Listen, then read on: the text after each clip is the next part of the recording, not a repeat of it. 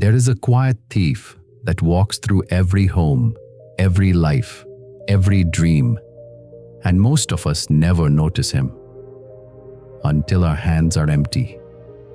He doesn't steal our money, our possessions, or our gold. He steals something far more precious. He steals our time.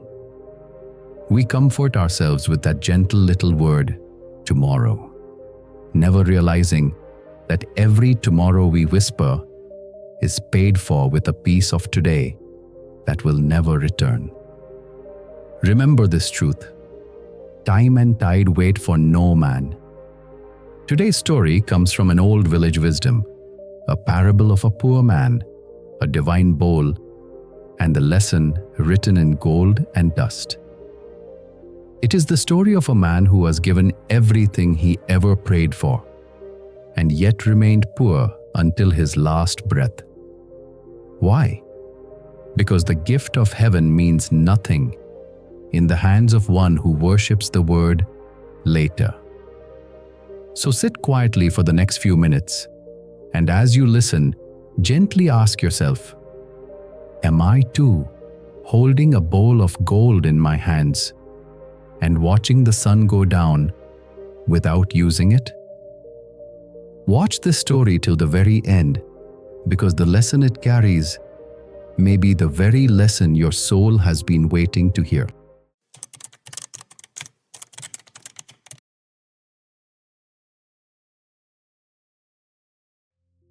In a small village, nestled between green paddy fields and a slow-flowing river, there lived a poor man with his devoted wife and their 4 small children.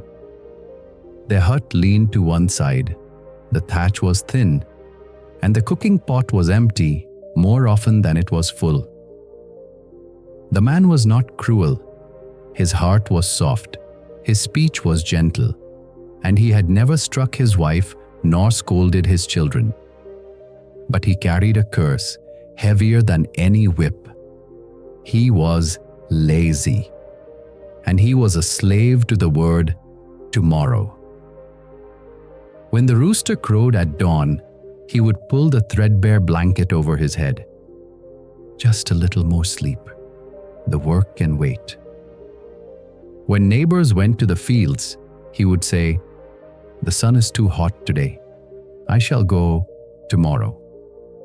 When his wife begged him to mend the leaking roof before the rains, he would smile and answer, "There is still time, my dear, plenty of time." And so, while his neighbors prospered, his family sank deeper into hunger. His wife ground the last handful of millet with trembling fingers and wondered what she would feed her children when the morning came. One evening, unable to bear the cries of her hungry children any longer, the wife wrapped her torn shawl about her shoulders and walked the dusty road toward the forest. It was said that a great sadhu had taken his seat beneath an ancient banyan tree at the edge of the woods, and that those who sought his blessing did not return empty-handed. She found him there in the fading light, his white beard touching his chest, his eyes closed in meditation, ash smeared upon his forehead. She fell at his feet and wept. "Guruji," she whispered, "my husband is good of heart, but he wastes every day in sleep and excuses. We are drowning in poverty, and my children's bones show through their skin. Bless us, Holy One. Show us a way before we perish." The sadhu opened his eyes, deep as forest pools, and gazed upon her for a long moment. Then he reached behind him and brought forth a simple clay bowl, plain and unpainted. "Daughter," he said softly, "this is no ordinary vessel. It is an Akshaya Patra, an inexhaustible bowl. Listen carefully to its sacred law." She folded her hands and listened with all her heart. "At every sunrise, the bowl shall fill itself with 24 gold coins of the purest metal. But hear this well, daughter. At every sunset, whatever coins remain unspent shall vanish from the bowl as though they had never been. Nothing may be saved. Nothing may be carried into tomorrow's dawn. You cannot keep the coins as they are. You must spend them on food, on cloth, on land, on whatever brings life to your home, or they shall be lost. Her eyes filled with tears of joy. She pressed the bowl to her forehead, touched the sadhu's feet, and ran homeward through the gathering dusk, the bowl clutched against her chest like a sleeping child. When she reached the hut, breathless and glowing, she placed the bowl before her husband and told him every word the sadhu had spoken. The man's mouth fell open. He turned the simple clay bowl in his hands, scarcely believing. 24 gold coins? He whispered. Every single morning? Every morning, my husband, but we must spend them before sunset, or they will vanish. That night, neither could sleep. They lay awake in the darkness, dreaming of all that they would do. A great house with a tiled roof, a herd of cows, fertile land along the river, silken saris for his wife, gold ornaments for the children, a grand wedding for their daughter. They dreamed until the rooster crowed.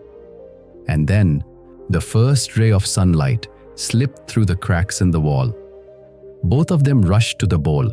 There they were, 24 golden coins, gleaming like little suns, each one heavy and warm and stamped with the seal of some ancient kingdom.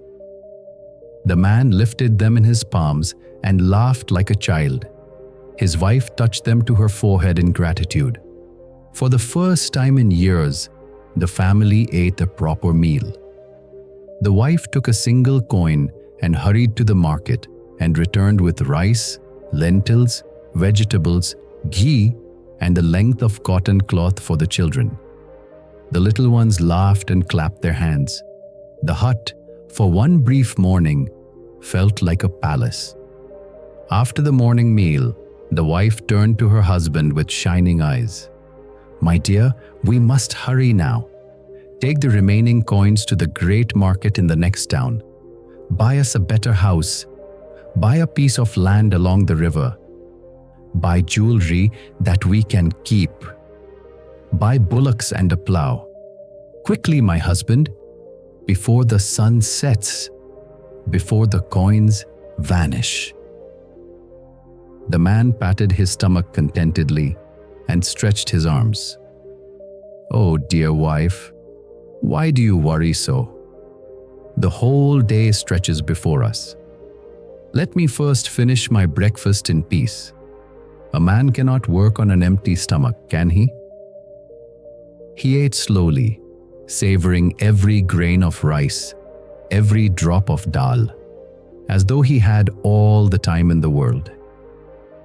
His wife watched the sun climbing higher in the sky, and her heart began to flutter with worry. When at last the meal was done, the man yawned and rubbed his belly. Such a heavy meal. The sun is still high, plenty of time before evening. Let me rest just a little. A short nap will give me strength for the long walk to the market. He lay down upon the mat. He told himself it would be only a few minutes. When he opened his eyes, the sun was directly overhead. Oh, he cried, sitting up. I have slept too long. I must hurry. He took a small cloth sack, poured the 23 remaining coins into it, tied it tightly, and set off down the dusty road toward the market town. The afternoon sun was merciless. It beat down upon his head and shoulders. His feet grew sore. His mouth grew dry. The road shimmered with heat, and the market town seemed very far away. He had walked but a short distance when he came upon a great peepal tree, spreading its cool shade across the road. Beneath it, the earth was dark and mossy, and a soft breeze whispered through the leaves. The man stopped. He wiped the sweat from his brow. "Why am I rushing so?" he said to himself. "The bowl is safe at home. Tomorrow the sun will rise again, and 24 new coins will appear. Even if I spend nothing today, what does it matter? There will always be more tomorrow. Let me rest just a few minutes beneath this lovely tree, and then I shall continue." He sat down. He leaned against the cool trunk. He set the sack of gourd beside him. The leaves rustled softly. A koel called from a distant branch. His eyelids grew heavy as stones. He told himself he would rest only for a moment. When the man opened his eyes, something was wrong with the light. The shadows had grown long. The peepal leaves above him glowed orange and red. The sky was streaked with crimson and gold, and the great disk of the sun hung low upon the western horizon, sinking. The man leapt to his feet with a cry. "The market! The coins! Oh, fool! Fool! Fool!" He snatched up the sack and ran. He ran as he had never run in his life. His chest burned. His legs ached.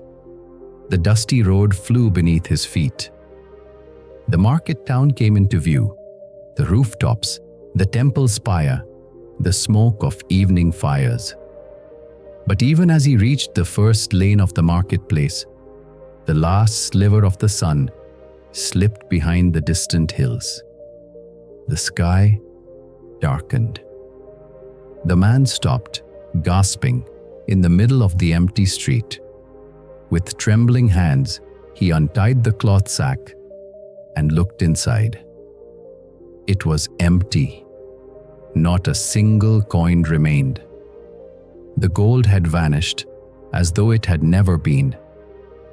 He sank to his knees in the dust and wept. He returned home in the dark, his head bowed, his sack hanging limp. His wife saw his face and understood, without a word being spoken. She did not scold him, she only sighed and stirred the thin gruel upon the fire.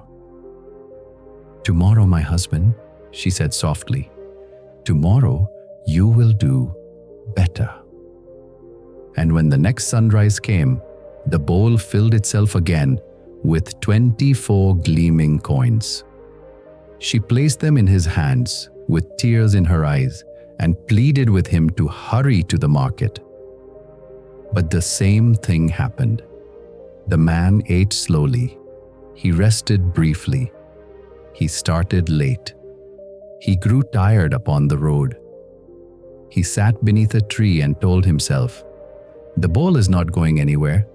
Tomorrow there will be more coins. Why should I hurry today?" He closed his eyes for just a moment and woke to find the sun setting, the coins vanishing, the day lost forever. Day after day, this is how it went. Day after day, his wife placed the coins in her husband's hands with hope in her eyes. Day after day, the man returned at nightfall with an empty sack and a heavy heart. The family remained as poor as before. The roof still leaked. The children still went to bed hungry. And the divine Akshaya Patra, which could have made them richer than kings, sat in the corner of the hut as a silent witness to a man's wasted days.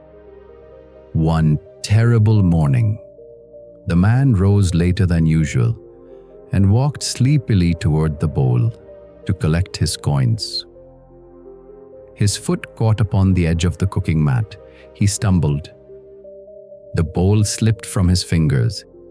It fell. Upon the hard earthen floor, the clay vessel shattered into 100 pieces. For one frozen moment, the man stared.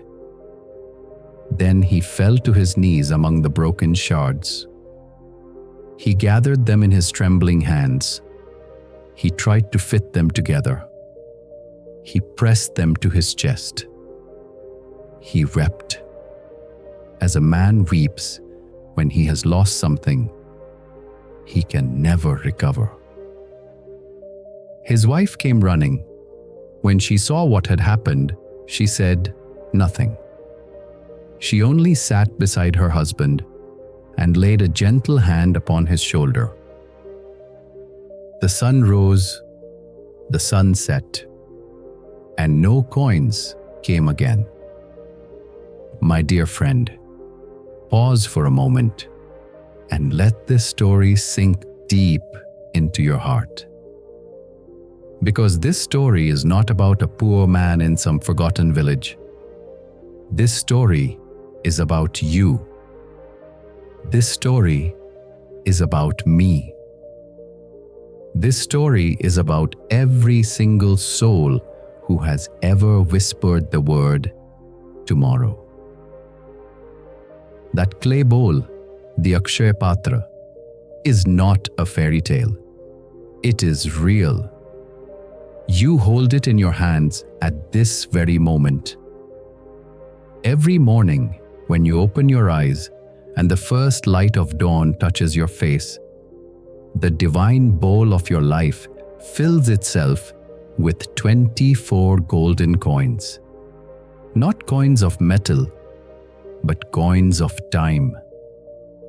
24 gleaming hours, each one heavy with possibility, each one stamped with the seal of heaven itself. And just like the bowl in our story, when the sun sets, whatever you have not spent vanishes forever.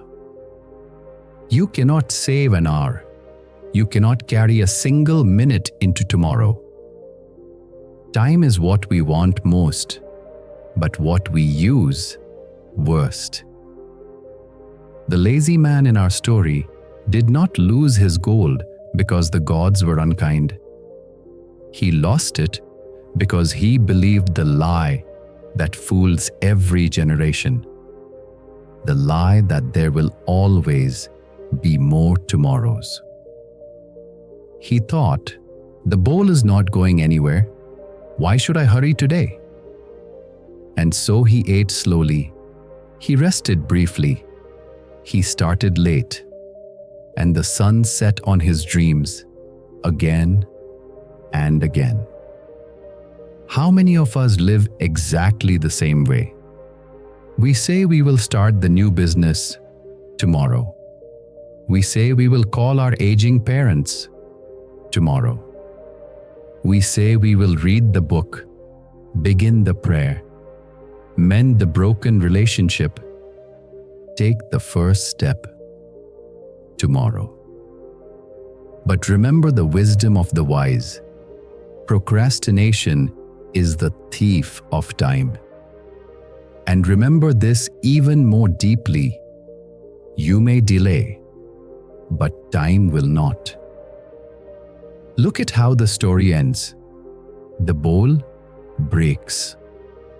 And one day, for every single one of us, the bowl will break too. The day will come when no more sunrises fill our hands with golden hours. And on that day, what will matter is not how many coins we were given, but how many we actually spent on love, on work, on kindness, on becoming the person we were meant to become. As the wise have said for centuries, time and tide wait for no man. The sun does not pause because you are tired.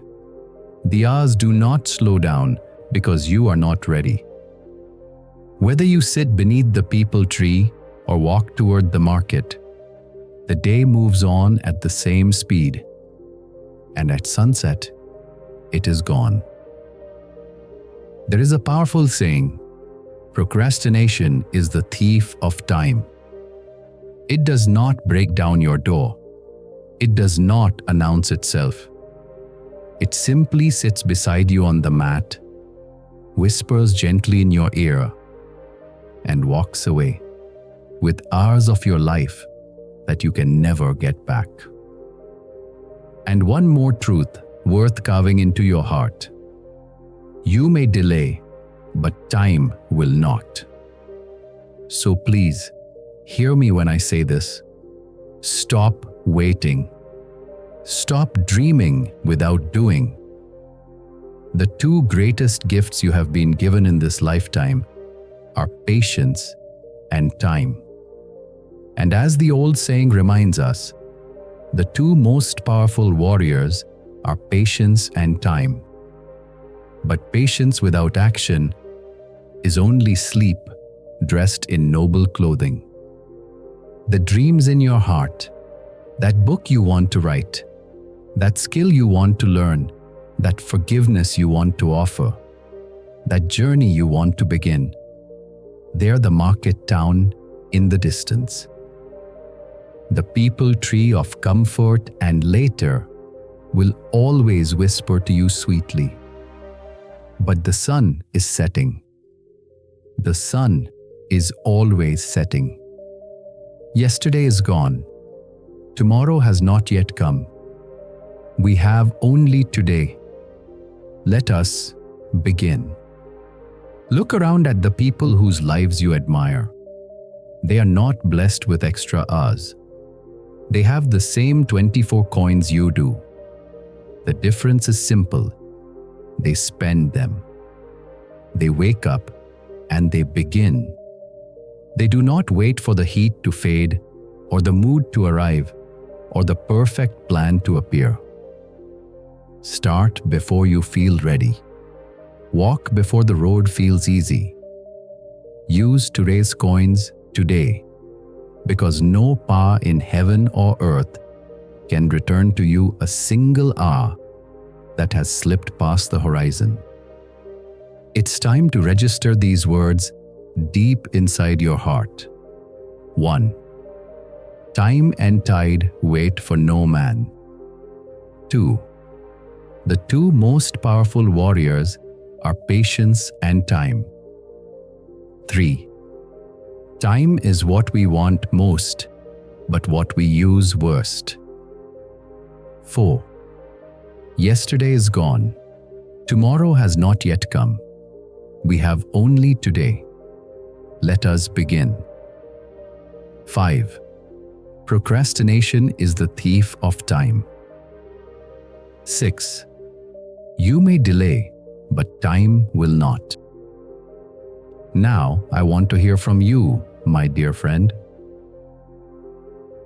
Tell me in the comments below, what is the one thing you have been postponing for too long?